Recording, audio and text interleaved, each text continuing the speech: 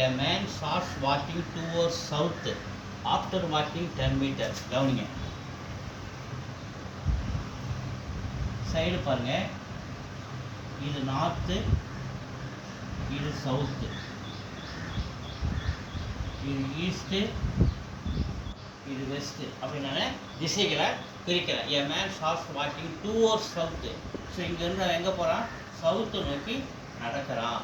எவ்வளோ நடக்கிறான்? 10 மீட்டர் நடக்கிறான்.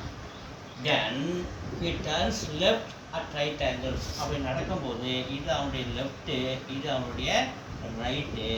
ஸோ ரைட் ஆங்கிள் மீது 90 டிகிரி தான் right angle. So right angle அவனுடைய லெஃப்டில் திரும்புகிறான். இது லெஃப்ட்டு, இது ரைட்டு. லெஃப்டில் எத்தனை மீட்டர் போகிறான்? 15 மீட்டர் போகிறான். ஸோ 15 மீட்டர் போனோடனே இது அவனுடைய லெஃப்ட்டு, இது அவனுடைய ரைட்டு. மறுபடியும் ரைட் ஆங்கிளில் திரும்புகிறான், லெஃப்டில் திரும்புகிறான். Turns left at right angles. இது அவனுடைய லெஃப்ட்டு சொன்னேன்.